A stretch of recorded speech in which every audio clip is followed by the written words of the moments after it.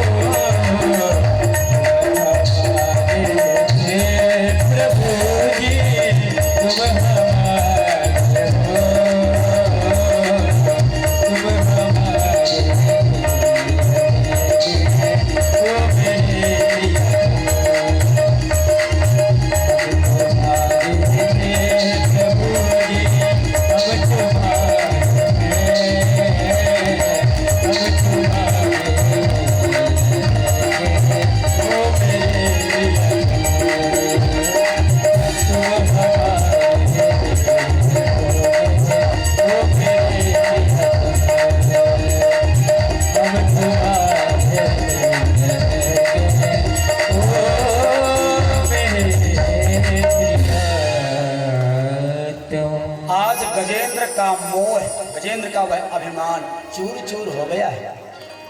ग्राह चरण छोड़ने को तैयार नहीं है।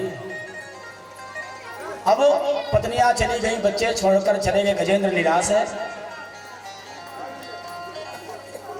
भगवान को पुकारा है और जीव के अंदर सबसे बड़ी विडंबना यही है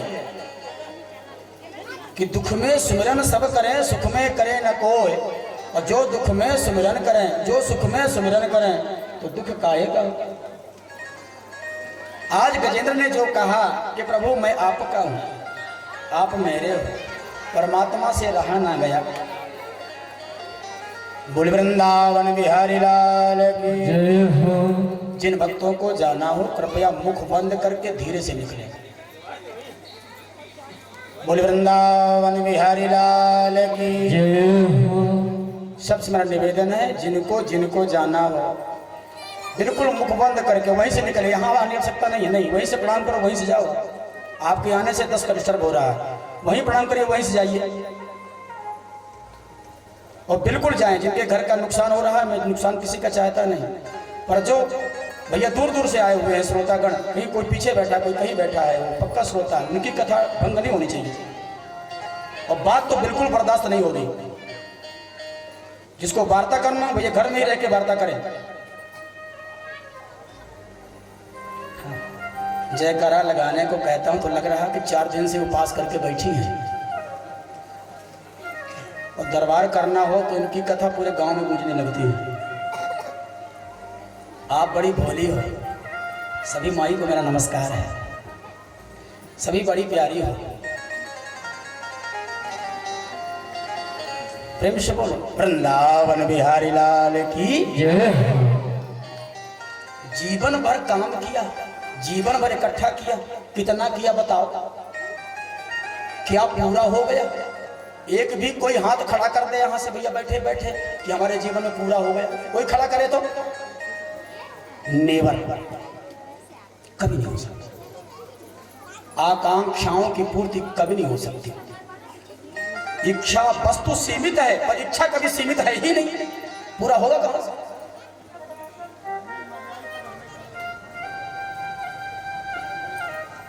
बोले वृंदावन बिहारी लाल की जय हो। शास्त्रों में एक बात कही है महाराज कि कथा ऐसे स्थान पर हो जहां पर बाहर का कोलाहल न हो। और समस्या की बात यह है कि आज कथा कल्याण के लिए नहीं, दिखावे के लिए ज्यादा होने लगी है।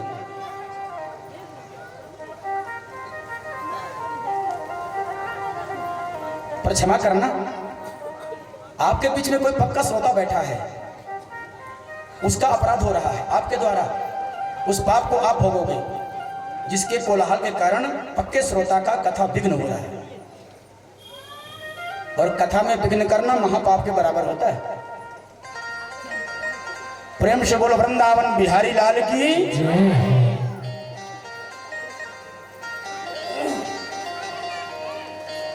गजेंद्र जी महाराज, भगवान श्री हरि आए, गजेंद्र को ग्राह के समेत जल से बाहर निकाला, सुदर्शन चक्र से ग्राह के सिर को धड़ से अलग कर दिया। सुखदेव से परीक्षित से सुखदेव ने पूछा, बेटा परीक्षित भला बताओ तो भगवान ने ग्राह को मुक्त किया कि गजेंद्र को मुक्त किया? परीक्षित ने हाथ जोड़ करके गुरुदेव भगवान के चरणों में निवेदन करते भय बोले, गुरुदेव भगवान मुझे तो लगता है कि आज भगवान श्री हरि ने गजेंद्र से पहले ग्राह को ही मुक्ति प्रदान कर दी। हाँ? पर मन में शंका है कि आखिर यह गजेंद्र, यह ग्राह, ये कथा क्यों हुई, क्या घटना है? तो सुखदेव बताने लगे, बेटा जीवन में कितने भी धनवान हो जाओ पर कभी संत का अपमान मत करना। सिंधु देश का राजा है ये गजेंद्र, कोई हाथी नहीं था, यह राजा था, सिंधु देश का राजा था। 5 पत्नियां हैं इसके पास। एक दिन दुर्वासा इसके महल में पहुंचे, पर यह इतना स्त्रैण है, इतना लंपट है, इतना कामी है कि अपने पत्नियों के ही लाड़ प्यार में चिपका रहा महाराज। संत का सम्मान ना किया। दुर्वासा को आ गया क्रोध, श्राप दे दिया, दुष्ट तेरे सामने एक संत बैठा है और तुझे केवल अपनी पत्नियां दिखाई दे रही हैं, मैं तुझको श्राप देता हूं, तू हाथी के समान कामी है, इसलिए तू हाथी ही बन जा। हाथी इधर आज एक हुहू नाम का गंधर्व है। गंधर्व में दो भाई हैं, एक का नाम हुहू, दूसरे का नाम हाहा। हुहू हाहा। आप लोगों ने कभी रामलीला देखा होगा, तो रामलीला में जोकर होते हैं जोकर। जोकरों का एक काम होता है क्या, व्यक्ति का मनोरंजन करना, जो दर्शक हैं वो निराश ना हो, थोड़ा मन में उनकी खुशी बनी रहे, तो जोकर कहीं उल्टा पुल्टा काम करके हंसाता रहता है। उसी प्रकार गंधर्वों में दो भाई, एक का नाम हुहू, दूसरे का नाम हाहा, और ये दोनों देवताओं को हंसाने का कार्य करते हैं। हुहू ने सोचा कि आज तक मैं देवताओं को हंसाता था, आज मैं संत जी को हंसाऊंगा। संत का नाम है देवल ऋषि, और देवल ऋषि गंगा जी में स्नान करके भगवान सूर्य को अर्घ प्रदान कर रहे थे। और जैसे ही अर्घ देने लगे देवल, इतने में ही हुहू नाम का गंधर्व ग्राह्य बन करके संत जी के चरण को पकड़ लिया। डर के मारे हाथ से ताम का लोटा जमीन पर नदी पर ही गिर गया। संत विचलित हो गए, लेकिन जैसे ही दृष्टि लगाकर देखी तो संत ने देखा कि यह कोई ग्राह्य नहीं, साक्षात हुहू गंधर्व है। डांट लगाई, दुष्ट, तूने ऐसा अपराध क्यों किया? हुहू ने कहा, महाराज मेरे मन में इच्छा थी कि आज तक देवताओं को हंसाता था, आज मैं आपको हंसाऊं। संत ने कहा, मूर्ख, हंसने हंसाने का भी टाइम होता है। मैं पूजा में व्यस्त हूँ, तुझे हंसने की पड़ी है, तुझे बहुत शौक लगी है ग्राह्य बनने की, तुझको मैं श्राप देता हूँ, तू ग्राह्य ही बन। और देवल ऋषि के श्राप के कारण यह हुहू नाम का गंधर्व ग्राह्य बना।